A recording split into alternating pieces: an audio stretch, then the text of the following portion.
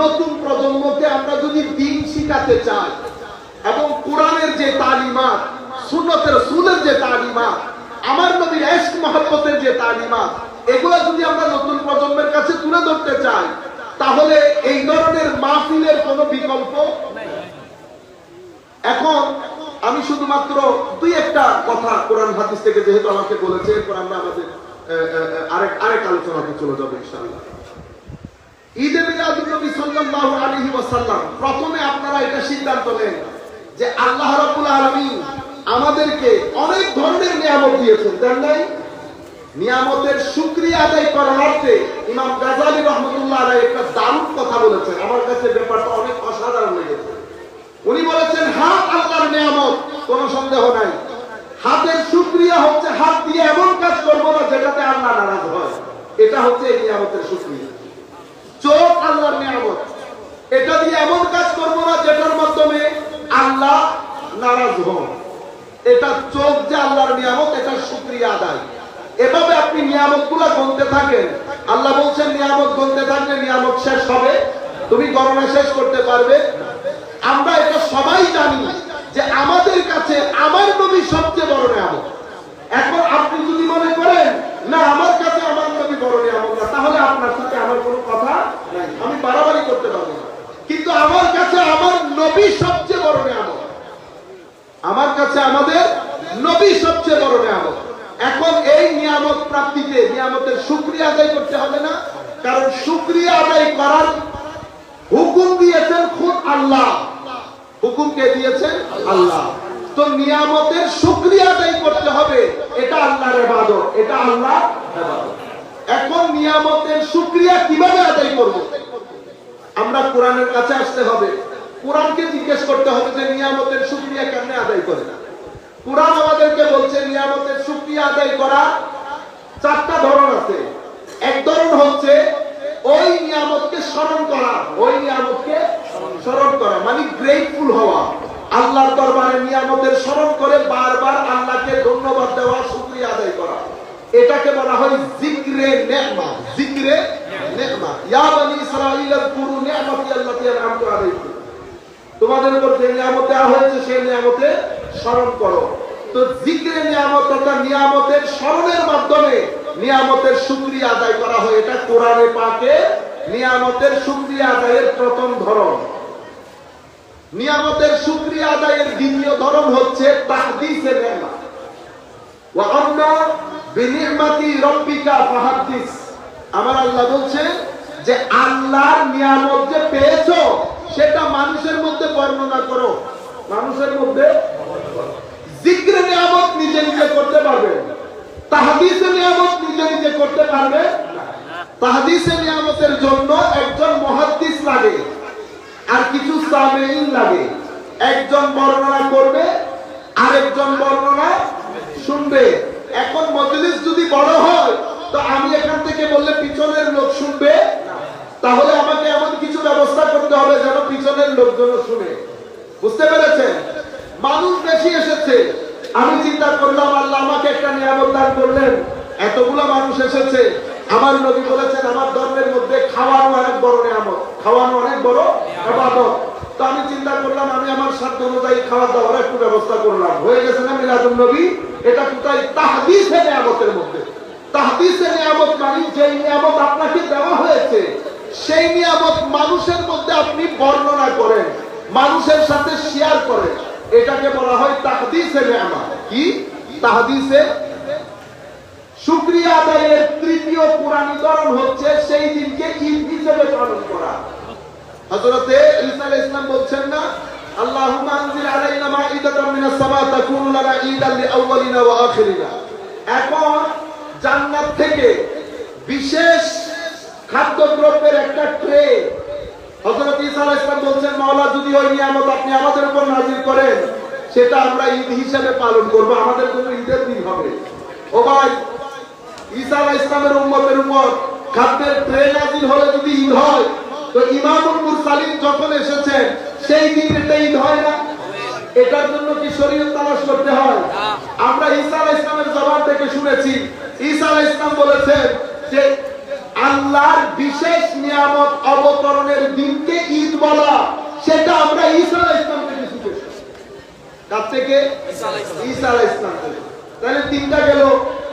তাহলে নিয়ামতের শুকরিয়া আদায় করার কুরআনী ধরনের চতুর্থ ধরন হচ্ছে সেই দিনে খুশি উদযাপন করা। কি উদযাপন করা? খুশি।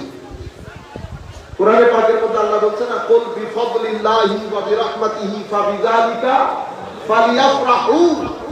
নিয়ামত প্রাপ্তিতে আল্লাহ বলছেন তোমাদের উচিত খুশি হওয়া। You should rejoice, you should celebrate.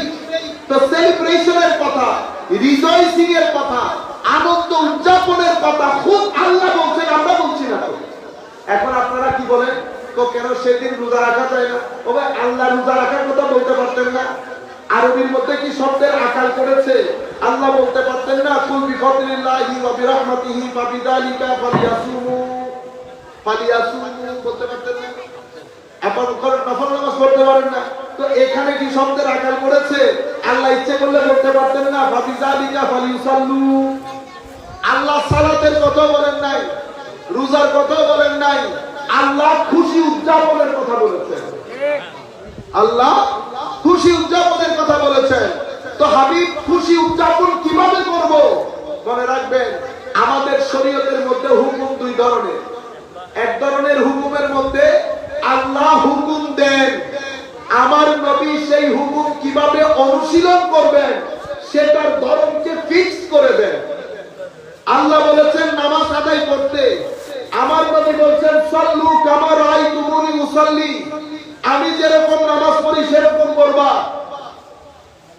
আপনি এখন নামাজের ধরন পরিবর্তন করতে পারবেন? পারবেন। নামাজের ধরন পরিবর্তন করা যাবে কেন? কারণ শরীয়ত ব্যাখ্যা কর্তৃক, শরীয়ত যিনি দিয়েছেন উনি হুকুমও দিয়েছেন এবং উনি সেলিব্রেট বা প্র্যাকটিস কিভাবে করবেন সেটাও ফিক্স করে দিয়েছেন। What to do, how to do, what to do, how to do, they all are fixed by the Sharia. So now, as far as I am concerned, I cannot add anything, I cannot supersede anything. এখন আমি কোনো কিছু অ্যাডও করতে পারবো না, কোনো কিছু মানে ওখানে আমি আমার কোনো অথরিটি দেখাইতে পারবো না। কেন? যারা অথরিটি তারা what to do, how to do দুইটাই ফিক্স করে দিয়েছে। এটা আপনি এখন গিট মেরে রেখে দিতে হবে, ওখানে আপনি কোনো ইন্টারফেয়ার করতে পারবেন না। শরীয়তের মধ্যে কিছু হুকুম থাকে, শরীয়ত একটা হুকুম দিয়ে দিয়েছে হোয়াট টু ডু, কিন্তু how to do, how to practice, কিভাবে অনুশীলন করবেন সেটা শরীয়ত একটা ফিক্স করে দেন। এটা উম্মতে মুসলিমার উলামায়ে কেরামের কাছে ছেড়ে দিয়েছে, তারা সিদ্ধান্ত নেবেন এটা কিভাবে পালন করবে। পালনের মধ্যে যদি কোনো ঘাটতি থাকে সেটা তারা শুধরিয়ে দেবে। ফালিয়াফরাহু বলা হয়েছে যে তোমরা খুশি উদযাপন করো। মাওলা খুশি উদযাপন কিভাবে করব সেটা শরীয়ত ব্যাখ্যা নির্ধারণ করে দেন।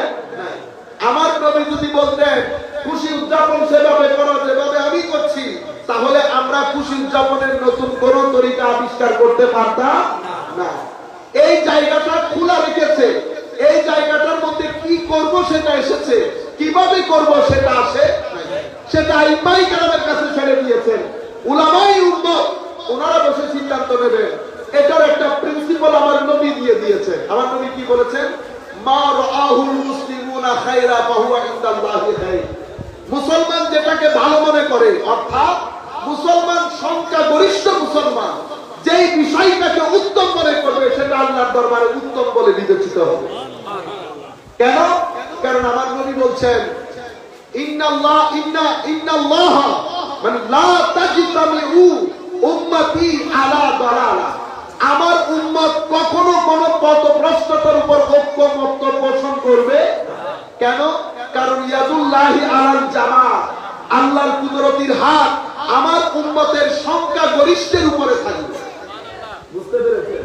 সেই কারণে ঈদে মিলাদুন নবীর কি ধরন, উম্মতের একেবারে পৃথিবীর আনাচে কানাচে এই ধরনের উপর মুসলিম উম্মাহ ঐক্যমত্য পোষণ করেছে। আমরা যদি মিলাদুন নবীতে যা কিছু করা হয় এটাকে যদি অ্যানালাইসিস করি তাহলে বিষয়টা আরো পরিষ্কার হয়ে যাবে। মিলাদুন নবীতে আমরা কি করি? তিনটা জিনিস করা হয়। তিলাওয়াতে কোরআন, নাশিদ মানে নাতে মুস্তাফা সাল্লাল্লাহু আলাইহি ওয়াসাল্লাম। এরপরে আমার নবীর বর্ণনা, সিরতের বর্ণনা, ইশকের বর্ণনা, মহব্বতের বর্ণনা। বলেন তো এই তিনটার মধ্যে কোনটা না যায়? তিলাওয়াতে কোরআন কি না যায় জিনিস? নাতে মুস্তাফা না যায় জিনিস? নাতে মুস্তাফা যদি নাজায়েজ হয় তো পবিত্র কোরআন থেকে সূরা দুহা মুছে দিতে হবে। ওয়াদ-দুহা ওয়াল-লাইলি ইযা সাজা মা ওয়াদ্দাকা রাব্বুকা ওয়া মা ক্বালা ওয়ালাল আখিরাতু খায়রুল লাকা মিনাল উলা ولسوف يعطيك ربك فترضى।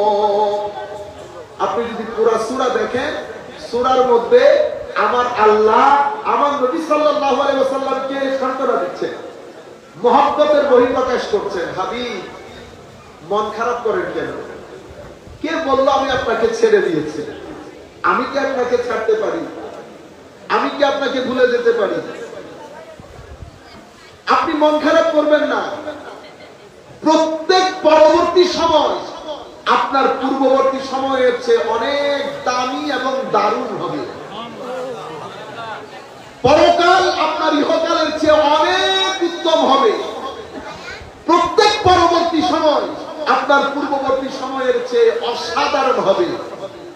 এবং আমি আপনাকে আখেরি কথা দিচ্ছি, হাবিব, এমন ভাবে দেব আপনাকে খুশি না হয়ে পারবেন না। এটাই তো আমরা নাতের মধ্যে বলি। এটা কিন্তু আপনারা মনে করতে পারেন বন্ধু বন্ধুর সাথে, এটা স্রষ্টা সৃষ্টির সাথে কথা বলে। আমার আল্লাহ সিও হাবিবের সাথে কথা বলছে। আপনি বন্ধুত্ব দেখছেন কেমন? আল্লাহ আমাকে দেখাতে চাচ্ছেন বন্ধুত্ব, আপনি আমাকে নিয়ে যেতে চাচ্ছেন আমার মতো তোমার মতো। সেরকম না। ওয়ালা সাউফা ইউতিকা রাব্বুকা ফাতারদা। হাবিব, এমন দেয়া দেব আপনি খুশি হয়ে যেতে বাধ্য হবে। আপনি খুশি হবে। আপনার প্রত্যেক পরবর্তী সময় পূর্ববর্তী সময়ের চেয়ে অসাধারণ হবে। আমার যারা ঈদে মিলাদুন নবী পালন করছেন তাদের জন্য বলছি, আমার ভাইয়েরা, এই নবী যখন দ্বীনের প্রচার শুরু করেছেন মক্কা মুআজ্জামার মধ্যে, আমার নবীর তিনটা অস্ত্র ছিল। কয়টা অস্ত্র? তিনটা অস্ত্র। AK-47 আরো কি কি আছে ওগুলো আপনারা এটা মনে করতেছেন না। আমার নবীর তিনটা অস্ত্র ছিল। এল আখলাক সিজদা, এল আখলাক সিজদা। আজকের দিনে যদি আমি সুন্নিয়তকে মিশন হিসেবে নিতে চাই, আমরা যদি চাই যে উম্মতের রন্ধ্রে রন্ধ্রে ইশকে রাসূল, আদবে রাসূল, আদবে আলে বাইত, নিসবতে আউলিয়া, তাজিমে সাহাবা পরবর্তী প্রজন্মের কাছে পৌঁছাবেন, আমার নবীর তালিমাত পৌঁছাবেন, ভদ্রতা নম্রতার কথা পৌঁছাবেন, হালালের কথা পৌঁছাবেন, তাহলে আপনি যদি মিশন হিসেবে নিতে চান, আপনি এই তিনটা জিনিস ছাড়া যদি কাজ করেন, কাজের মধ্যে সফলতা আসবে না। আমার নবী এই তিনটা জিনিস নিয়ে মাঠে নেমেছেন। পৃথিবীর কেউ কল্পনাও করতে পারেন নাই যে 23 বছরের তাবলীগে দ্বীন 1400 বছর পর্যন্ত মুসলমানের করে দেবে। সেটা কেউ কখনো কল্পনাও করতে পারে নাই। জীর্ণ শীর্ণ জায়গা, দুনিয়াতে আসার আগে বাবা চলে গেছেন, দুনিয়াতে আসার পর মা চলে গেছেন। আমার নবী ইয়তীম নবী, আমার নবীর গড়, আমার নবী সামগ্রিকভাবে ফাইনান্সিয়ালি অনেক কোনো একেবারে অনেক উঁচু মানের ছিলেন না। কেউ বিশ্বাসও করতে পারেন নাই। আমার নবী দ্বীনের তাবলীগ শুরু করেছেন আখলাক দিয়ে, ইলম দিয়ে, সিজদা দিয়ে।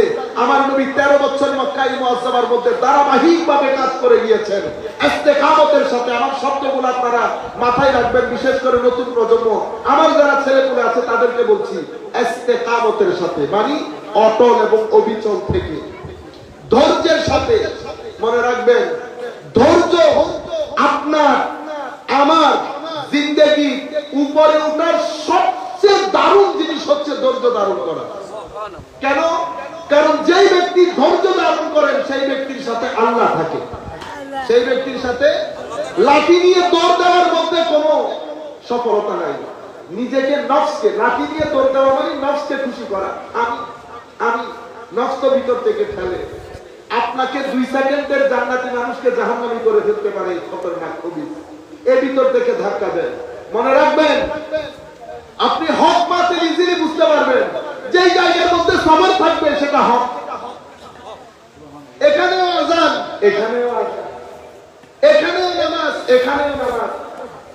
একটা ইমামে হুসাইন রাদিয়াল্লাহু তাআলা আনহুর তাবু, আর একটা ওই লাইন খবিসের তাবু। মাওলা কোন জায়গায় যাব? তো কোরআন বলছে তুমি দেখো কোন তাবুর সাথে ধৈর্য জড়িত আছে। যেই তাবুতে ধৈর্য আছে সেই তাবুতে ধৈর্যের মালিক আছে।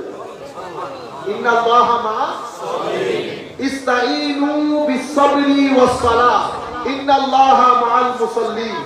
আল্লাহ বলেন এই কথা। আল্লাহর কাছে সাহায্য কামনা করো কি দিয়ে? ধৈর্য এবং নামাজ দিয়ে। তো বলার দরকার ছিল নিশ্চয়ই আল্লাহ নামাজি এবং ধৈর্যশীলদের সাথে আছেন। এই কথা আল্লাহ বলেন না। আল্লাহ কি বলেছেন? সাহায্য কামনা করো আল্লাহ থেকে ধৈর্য এবং নামাজের মাধ্যমে। নিশ্চয়ই আল্লাহ ধৈর্যশীলদের সাথে আছেন। কেন? কারণ প্রত্যেক নামাজি ধৈর্যশীল হয় না, প্রত্যেক ধৈর্যশীল নামাজি হয়। নামাজ ছাড়া ধৈর্য হয় না। সেই কারণে আল্লাহ এখানে নামাজি উল্লেখ করেন নাই, শুধু ধৈর্যশীল বলেছেন। আমার ভাইরা, ইস্তেকামতের সাথে, অটল অবিচলতার সাথে, ধৈর্যের সাথে, আখলাকের সাথে, ভদ্রতা নম্রতার সাথে আমার নবী নিজের তাবলীগ মিশনের কাজের সাথে লেগেছিলেন। 1 সেকেন্ডের জন্য পিছপা হন নাই। উতবা, সাইবা, আবু জাহাল আমার নবীকে সিরিয়াসলি নেনই নাই। কারণ তাদের দৃষ্টিতে ক্বালু মা আনতুম ইল্লা বাশারুম মিসলুনা, আপনি আমাদের মতো মানুষ। তাদের দৃষ্টিতে আমাদের মতো মানুষ ছিল। মনে রাখবেন, এটা উলামায়ে কেরামের জন্য বলছি। আমার নবী বাশার, কোনো সন্দেহ নাই, এটার সাথে আলমে খালকের সাথে সম্পৃক্ত। এটা কিসের সাথে? আলমে খালক, সৃষ্টির সাথে।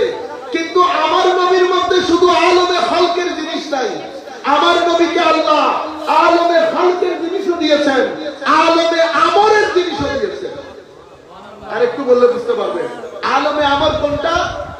কুল ইন্নামা আনা বাশারুম মিসলুকুম ইউহা ইলাইয়া। এই ইউহা ইলাইয়া হচ্ছে আলমে আমরের জিনিস। আলা লাহুল খালকু ওয়াল আমর। আলমে আমর কি?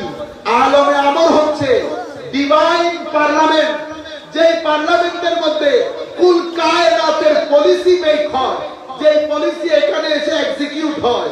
তো আমার নবী 2টা ধাপ, একটা এই আলমের সাথে সম্পৃক্ত, আর একটা ওই আলমের সাথে সম্পৃক্ত। আমার নবী ওই আলমের সাথে সার্বক্ষণিক সম্পর্ক রাখেন। এই আলমের মধ্যে ডান আছে, বাম আছে, সামনে আছে, পিছনে আছে। ওই আলমের মধ্যে কোনো ডান বাম সামনে পেছনে নাই। ওই আলমের মধ্যে দূর নাই, কাছে নাই। সেই কারণে আমার নবী বলছেন, আমার সাহাবায়ে কেরাম, আমি ঘুমানোর সময় চোখ বন্ধ থাকলেও আমার চোখ বন্ধ থাকে, আমার ভিতর কখনো ঘুমায় না। সেই কারণে আমি ঘুমাইলে ওযু ভাঙে না। আলমে খালকের মানুষ হিসেবে চোখ জরুর বন্ধ হয়, কিন্তু আলমে আমরের হওয়ার কারণে আমার কোনো ঘুম। সেই কারণে আমার সাহাবায়ে কেরাম, মনে করিও না আমি শুধু সামনের দিকে দেখি। আমি সামনে যেরকম দেখি পিছনেও সেরকম। আমি শুধু পিছন দেখি না, তোমাদের রুকু দেখি, তোমাদের খুশু দেখি, তোমাদের খুদু দেখি। এটা কিভাবে সম্ভব? সম্ভব এই কারণে আলমে খালক হলে সম্ভব হতো না। আমার নবী আলমে খালক এবং আলমে আমর 2টা একভাবে রিপ্রেজেন্টেটিভ, বুঝতে পেরেছেন? একসাথে প্রতিনিধিত্ব করছেন। আমি ওই জায়গায় গেলে আবার ওই জায়গায় চলে যাওয়া হবে, আমি ওই জায়গায় না যাই। আমাদের ওই পয়েন্ট ছিল, আমার নবী করে যাচ্ছেন ধারাবাহিকভাবে, কেউ এত মাথায় নেন নাই। 13 বছরের মধ্যে 450 থেকে 550 সাহাবী তৈরি হয়েছে। দেখতে 450, দেখতে 450, কিন্তু এক এক সাহাবী লাখ মানুষের উপর ভারী ছিল, লাখ মানুষের উপর ভারী ছিল। হুজুর সৈয়দ আহমদ শাহসিরি কোটি রহমতুল্লাহ আলাইহি দেখতে এক ব্যক্তি, আপনি মনে করতে পারেন আছে একজন। মনে রাখবেন, এই মানুষগুলা ওনারা একজন হন না, দেখতে একজন হলেও ওনারা এক উম্মতের কাজ করে ফেলতে পারে।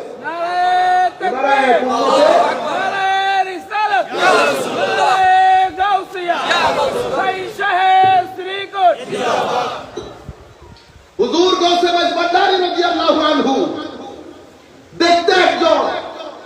এক মনে করতে পারেন, কিন্তু এই সমস্ত মহামনীষীরা ওনারা একজন হন না, ওনাদেরকে বলা হয় উম্মাহ, এক উম্মত, এক জাতি।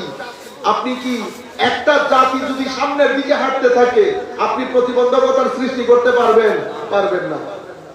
সেই কারণে শ্রীকোটিদের প্রতিবন্ধকতা সৃষ্টি করা যায় না, মাইজভান্ডারীদের প্রতিবন্ধকতা সৃষ্টি করা যায় না, শাহে আমানত, শাহজালাল ওনাদের প্রতিবন্ধকতা সৃষ্টি করা যায় না। ওনারা দেখতে ব্যক্তি এক, কাজ করেন এক উম্মতে। আমার নবী সাহাবায়ে কেরাম তৈরি করেছেন 450 পরে 500। যেই সাহাবী যেখানে গেছেন আটলান্টিক মহাসাগরের তুফান বইয়ে দিয়েছেন একজন সাহাবী। সুবহানাল্লাহ। বেশ তৈরি হয়েছে। আমার নবী মদিনা শরীফ তশরিফ নিয়ে গেছেন 10 বছরের মধ্যে। কয় বছর? 10 বছরের মধ্যে 87টা ছোট বড় যুদ্ধ হয়। আমার নবী যখন দুনিয়া থেকে চলে যাচ্ছেন তখন ইসলাম এদিকে চায়না, এদিকে চীন প্রদেশ, ওদিকে ফ্রান্স 1400 বছর পর্যন্ত আমার নবীর গোলামরা অর্ধ পৃথিবীর চেয়ে বেশি 3 মহাদেশ শাসন করেছে। কিসের বলে? কি ছিল এটার পেছনে? টাকা পয়সা না, মারধর, হাঙ্গামা না। মূল জিনিস ছিল ইলম, মূল জিনিস ছিল আখলাক, মূল জিনিস ছিল সিজদা। সেই কারণে আমার নবী সাল্লাল্লাহু আলাইহি ওয়াসাল্লামকে আল্লাহ বলছেন ওয়া ইন্নাকা লা আলা খুলুকিন আযীম। চরিত্রকে আল্লাহ আযীম বলেছেন, আমার নবীর ইলমকেও আল্লাহ আযীম বলেছেন। ওয়া আল্লামাকা মা লাম তাকুন তা'লাম ওয়া কানা ফাদলুল্লাহি আলাইকা আযীমা। আমার নবীর ইলমকে, জ্ঞানকে আল্লাহ আযীম বলেছেন। আর আপনি এসে বলতেছেন জানেন না, হইল না কথা। যিনি মহান উনি আমার নবীর ইলমকে বলছেন wow how great you are, how great you are. আমার আল্লাহ বলছেন, হাবিব নিজে দিয়ে নিজে বলতেছেন ওয়াও। আপনি বলতেছেন আলিফ বা তা সা কিছু জানেন না, তুমি বড় পণ্ডিত, তুমি সব জানো।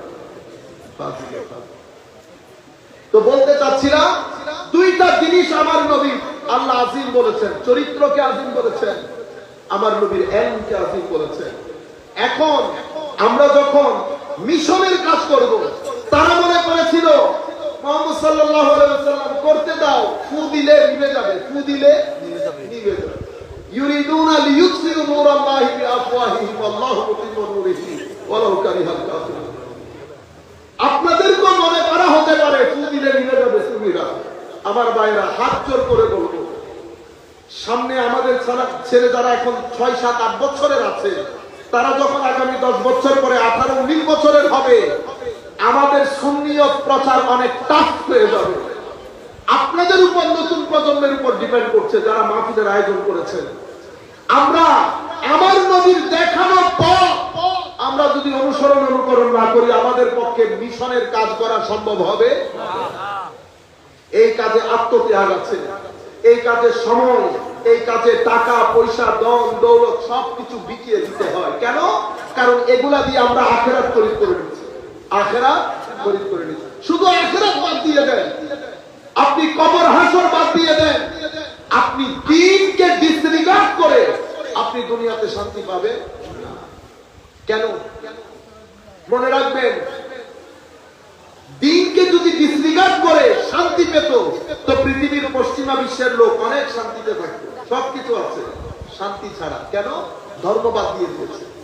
আমার নতুন প্রজন্মের প্রতি আমার বিশেষ অনুরোধ, আমরা আবার আমার নবী সাল্লাল্লাহু আলাইহি ওয়াসাল্লাম যে আন্দাজে আমাদেরকে বলে গেছেন, যে রাস্তা দেখিয়ে গেছেন, সেই অনুযায়ী আমরা সামনের দিকে অগ্রসর হতে হবে। সেটা কোনটা? উলামায়ে আহলে সুন্নাত কিতাব লিখেছেন। আমাদের ঘরে যদি কিতাব না থাকে তাইলে হবে না। আগে আমাকে জানতে হবে, এরপরে আমাকে মানতে হবে, এরপরে আমাকে বুঝতে হবে, এরপরে প্রচার করতে হবে। তাইলে জিনিস চারটা হয়ে গেল না? জানা, মানা, বুঝা, প্রচার করা। এখন আপনি যদি প্রথম দিকে এসে প্রচার করা শুরু করেন তাইলে এটা এফেক্টিভ হবে না। আগে আপনি নিজেকে নিজে বুঝেন, আপনি জানেন, জানার পরে আপনি মানেন, মানার পরে বুঝেন, বুঝার পরে প্রচার করেন। আপনি তিলাওয়াতে কোরআন ছাড়া আপনি দ্বীনের তাবলীগ, নামাজ ছাড়া দ্বীনের তাবলীগ, আখলাক ছাড়া দ্বীনের তাবলীগ আপনি করে বরকত পাবেন না। আমি নিজেকে নিজে মনিটর করি।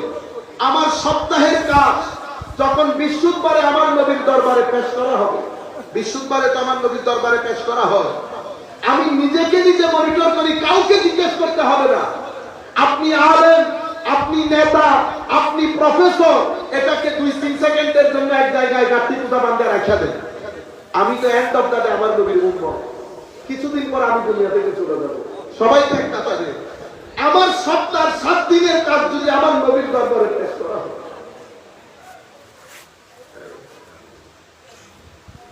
আমার নবী দেখে খুশি হবেন না দুঃখ পাবেন? বলেন।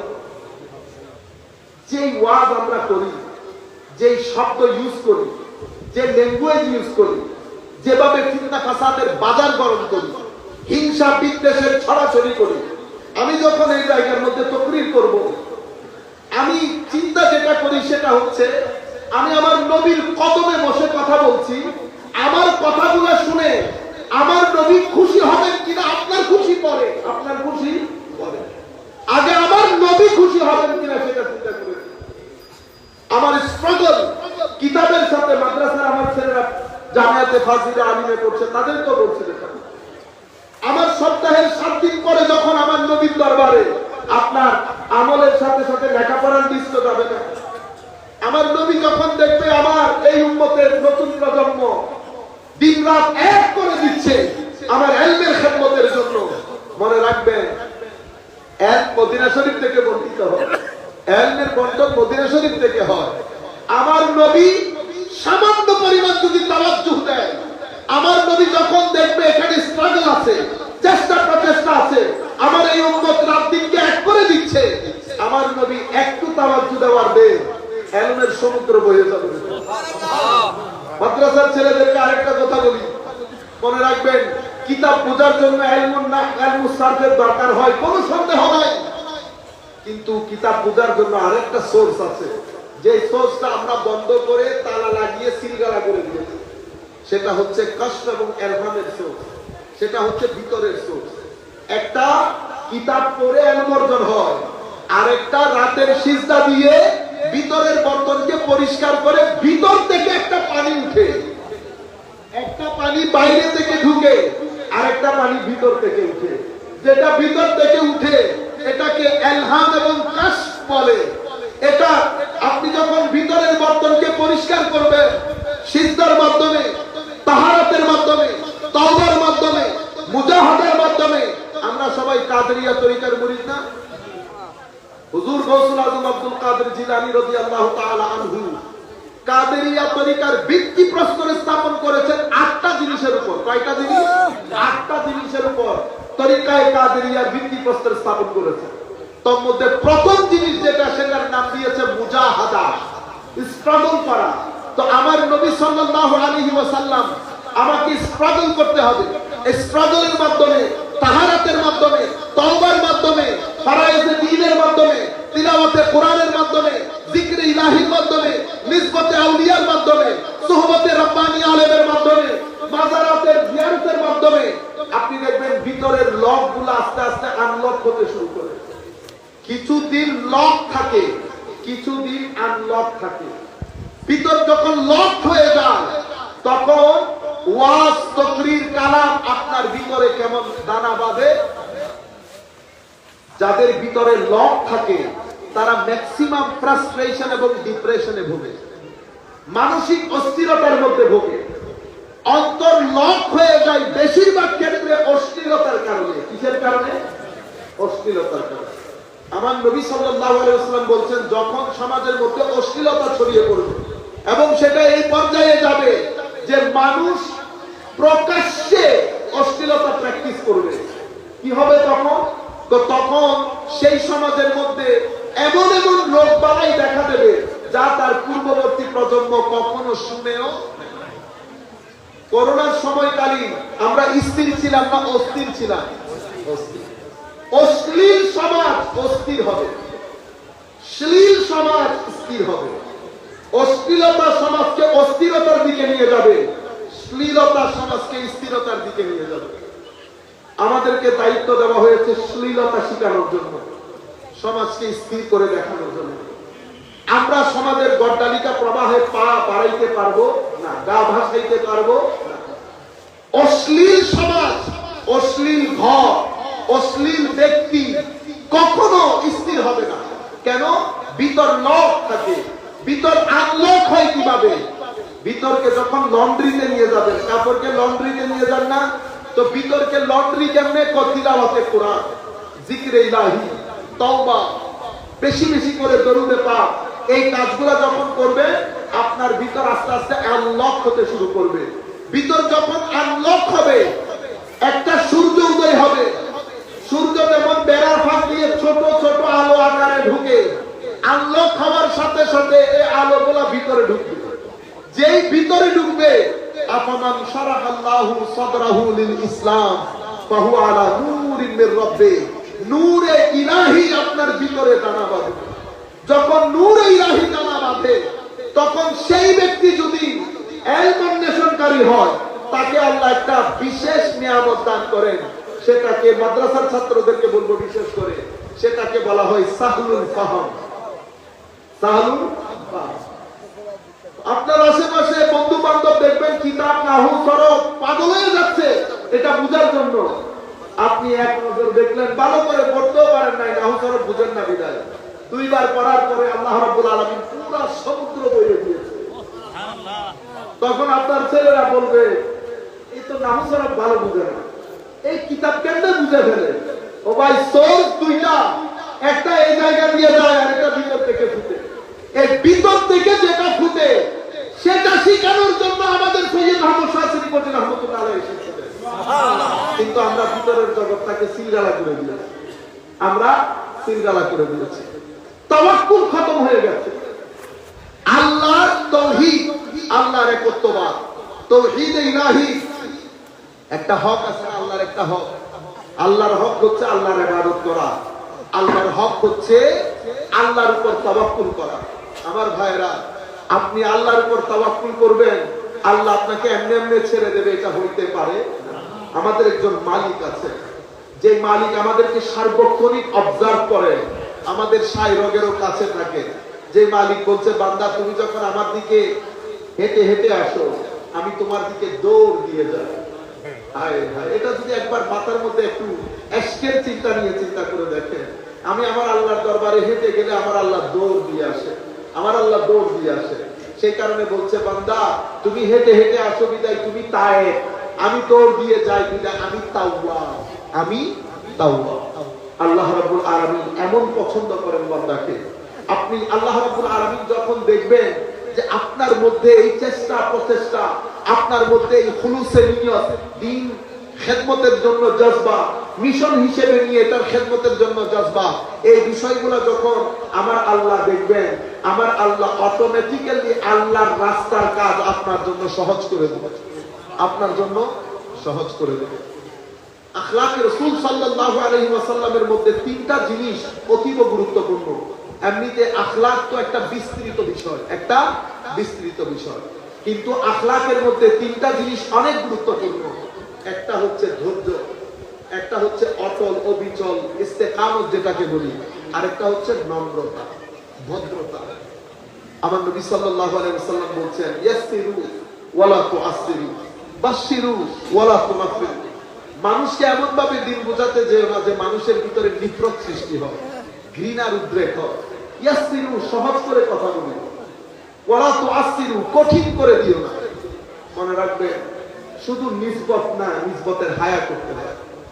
শুধু নিসবত দিয়ে যদি কাজ হয়ে যেত, রুয়ে জমিনের মধ্যে ইমামে হাসান, ইমামে হুসাইন আলাইহিস সালামের মতো নিসবত রাখনে ওয়ালা শখসিয়ত আল্লাহ জমিনের মধ্যে পয়দা করেন না। নানা ইমামুল মুরসালিন, নামি সেই সমস্ত মানুষদের অন্তর্গত কয়েকজন যাদেরকে আল্লাহ রাব্বুল আলামিন ডিভাইন স্যালুটেশন পাঠিয়েছেন। হযরত খাদিজাতুল কুবরা রাদিয়াল্লাহু তাআলা, মাতা সাইয়্যিদাতুন নিসাই আহলিল জান্নাহ, বাবা বাবু মদিনাতে ইলমিন নবী সাল্লাল্লাহু আলাইহি ওয়াসাল্লাম। এভাবে মামার দিক থেকে, খালুর দিক থেকে, ফুফুর দিক থেকে, ফুফার দিক থেকে পৃথিবীতে সবচেয়ে উত্তম নিসবত রাখনেওয়ালা হযরতে ইমাম হাসান এবং ইমাম হুসাইন। স্যাক্রিফাইস দেখেছেন কিরকম করেছে। মনে রাখবেন, শুধু নিসবত না, নিসবতের হায়া করতে হয়। আমি আপনাদের কাছে যেটা বলবো সেটা হচ্ছে গ্রস রুট লেভেলে সমস্ত আহলে সুন্নাত ওয়াল জামাতের ভাইয়েরা একসাথে ঐক্যবদ্ধ হয়ে আপনারা ইলমের মাধ্যমে কিতাবপত্র কিনতে হবে, নিজেদেরকে নিজেরা ট্রেন করতে হবে, উলামায়ে কেরামদেরকে ডেকে ওয়ার্কশপ করে বিভিন্ন বিষয় জানা, নিজেদের জানার পরিধিকে বাড়াতে হবে। কিভাবে করলে সামনের দিকে এগিয়ে যাব সেটা চিন্তা চেতনা করতে হবে। কেন করবেন জানেন? আপনি যখন এগুলা প্রচেষ্টা করবেন, বিশুদ্ধভাবে আমার নবীর দরবারে ফিরিস্তি যাবে, আমার নবী দেখবেন আপনি প্রচেষ্টা করছেন। আমার নবীর ফুয়ুজাত নসিব হলে জিন্দেগি পরিবর্তন হয়ে যায়, জিন্দেগি পরিবর্তন হয়ে যায়, আলাদা একটা শান্তি পাওয়া যায়। পৃথিবীর মানুষের মধ্যে অশান্তি অস্থিরতা, আপনার ভিতরে স্থিরতা থাকবে, শান্তিও থাকবে। আমার ভাইরা, হুজুর করিম সাল্লাল্লাহু আলাইহি ওয়াসাল্লামের চরিত্রের ব্যাপারে হযরত আয়েশা সিদ্দিকা রাদিয়াল্লাহু তাআলা আনহাকে জিজ্ঞেস করা হয়েছিল। হযরত আয়েশা সিদ্দিকা বলেছেন, আমার নবীর চরিত্র কানা খুলুকুহু আল কুরআন। এটা বলে হযরত আয়েশা সিদ্দিকা কোরআনের এই আয়াতটা পড়েছেন। কোনটা? قد أفلح المؤمنون الذين هم في صلاتهم خاشعون والذين هم عن اللغو معرضون والذين هم للزكاة فاعلون والذين هم لفروجهم حافظون। হযরত আয়েশা সিদ্দিকা রাদিয়াল্লাহু তাআলা আনহা আমার নবীর চরিত্র কোরআন বলে কোরআনের এই আয়াতগুলো করেছে। কেন? আমার নবীর চরিত্রকে আমাদেরকে শেখানোর জন্য। কদ আফলাহাল মুমিনুন, সেই মুমিন সফল হয়েছে যার নামাজের মধ্যে খুশু আছে, খুদু আছে। খুশু খুদু কি? খুশু খুদু হচ্ছে বাইরে এবং ভিতরে দুটো দিক থেকে নামাজের মধ্যে দাঁড়িয়ে থাকা। বাইরে থেকে আমরা সবাই নামাজে দাঁড়িয়ে থাকি, ভিতরগতভাবে সবাই নামাজে দাঁড়াতে পারি না। কেন? ভিতরগতভাবে নামাজে দাঁড়ানোর জন্য কিছু তওবার দরকার হয়, কিছু পবিত্রতার দরকার হয়। শুধু কাপড়ের পবিত্রতা, শুধুমাত্র শরীরের পবিত্রতা হলে হয় না, দিলের পবিত্রতা লাগে, নফসের পবিত্রতা লাগে। এই পবিত্রতা ছাড়া নামাজের মধ্যে খুশু খুদু আসে না। তিলাওয়াতে কোরআন লাগে, জিকির লাগে, তওবা লাগে, উলামায়ে রাব্বানির সুহবত লাগে। এটা একটা স্ট্রাগলের কাজ। আপনি প্রথম যখন শুরু করবেন, আপনার ভিতরে একটা টানা হেঁচড়া হবে, সেটা কেমন জানেন? আমরা প্রোগ্রাম শেষ করে দেবো ইনশাআল্লাহ 5 মিনিটের মধ্যে। আপনারা প্লেনে চড়েছেন, এমন কেউ আছে ফ্লাইটে চড়েছেন? ফ্লাইটের মধ্যে আপনারা যখন যান একটা টার্বুলেন্স হয় না?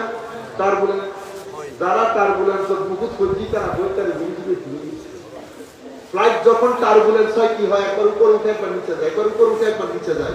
মানুষের মধ্যে মানুষ ভীত সন্ত্রস্ত হয়, কষ্ট হয়। তো আপনি যখন প্রথম নামাজে দাঁড়াবেন, এখানে একটা টার্বুলেন্স হয়। কি হয়? একবার উপরে একবার নিচে। কেন? শয়তান টানে একদিকে, আপনি টানেন আরেকদিকে। শয়তান টানে একদিকে, আপনি টানেন আরেকদিকে। আপনি চাচ্ছেন এটাকে এখানে রাখতে, সে চাচ্ছে এখানে ছড়াই করতে।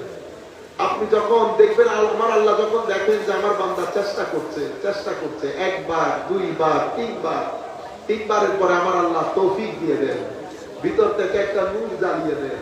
সেই নূর আপনাকে হেদায়েত দান করে, আপনাকে ওই কনসেন্ট্রেশনটা একটা আগে জমিয়ে রাখে।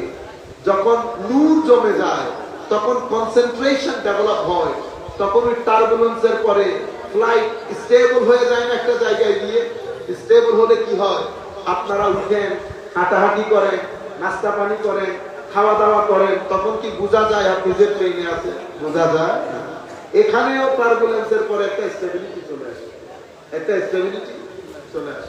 স্টেবিলিটি চলে আসলে শয়তান আর পিছনে ধরে টানতে পারে না, শুধু একটু মনিটর করতে হয়।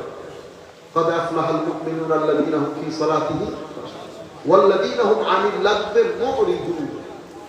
সেটা কোনটা? আপনি যা কিছু করেন, চোখ নাক কান যা কিছু এই ইন্দ্রিয়গুলা দিয়ে যত কাজ করেন, এগুলা হয় আপনার ভিতরে নূর নিবে, নতুবা আপনার ভিতর জগৎকে অন্ধকার করবে। যদি অন্ধকার করে তো মূল্যহীন কাজ। আমার নবী কখনো মূল্যহীন কাজ করে না। আমাদেরকে নিষেধ করা হচ্ছে আমরা যেন এমন কাজ না করি যেগুলোর মাধ্যমে আমাদের ভিতর অন্ধকার হয়ে যায়। ওয়াল্লাযীনা হুম আনিল লাগবে, মুমিন কখনো লাগু কাজ করেন না। আমরা করি, আমরা হাঁটুর উপরে জামা তুলে রাস্তার মধ্যে হাঁটি, আমরা ঘর থেকে বের হয়ে পাঞ্জাবি আমাদের গাড়ির উপরে আছে, মোস্টলি সেন্ট্রাল একটা গেঞ্জি করি, দেখতে ভালো লাগে না। অথচ আপনি আবার এসে আমাদেরকে বলেন হুজুর একটু পর্দার ওয়াজ করেন। গরম আপনার যেমন লাগে আমার মা বোনদেরও লাগে। আপনারটা শরীয়ত না। আপনি যে রাস্তার মধ্যে এভাবে হাঁটছে, আপনাকে নিজেরটাও চিন্তা করতে হবে না? কাজেই এই জিনিসগুলা বান্দার গায়রত নষ্ট করে ফেলে। আমার নবী কখনো এভাবে লুঙ্গি পাপ জামা তুলে আমার নবী হাঁটতেন না। আমার নবী সাল্লাল্লাহু আলাইহি ওয়াসাল্লামের বগলের নিচ কেউ দেখেন না। আমার নবীর মধ্যে হায়া ছিল। আমি এই জিনিসটা আপনাদেরকে বোঝাতে চাচ্ছি। এই জন্য আমাদের নবীকে আমাদের কাছে পাঠানো হয়েছে চরিত্রটাকে শিক্ষা দেওয়ার জন্য, এটাকে ডেভেলপ করার জন্য, এটাকে ইমপ্রুভ করার জন্য। আপনারা বুঝতে পেরেছেন? লাভ আমরা গীবত করা, লাভ গালাগালি করা, লাভ এমন কাজ যেগুলো আমার ভিতর জগৎকে আলোকিত করে। সেই জন্য রুকু আমাদেরকে সাথ দেয় না। সিজদার মধ্যে আমরা 3 বার সুবহান রাব্বিয়াল আলা করে উঠে যেতে চাই, অথচ সিজদা আল্লাহ এবং বান্দার মাঝখানে আজীব এক হালতের না, আজীব এক হালতের না। কিন্তু সিজদা আপনাকে কাছে টানছে না। আমি আপনাকে বলছি ভাই, এটা বাংলাদেশের সবচেয়ে ভালো কাচ্চি বিরিয়ানি, কিন্তু আপনার জিহ্বার মধ্যে যদি টেস্ট না থাকে কাচ্চি বিরিয়ানি আপনার ভালো লাগবে না। তাহলে বুঝতে হবে যে আমার জিহ্বার টেস্টের কোনো না কোনো জায়গায় ঘাটতি আছে। আমার সিজদা, আমার নবী বলছেন হাদিসে পাকের মধ্যে, সিজদার মধ্যে আল্লাহ এবং বান্দা অতি নিকটে চলে আসে, অতি নিকটে চলে আসে। রুকুর মধ্যে আমি হাল পাচ্ছি না, রুকুর মধ্যে আমি হাল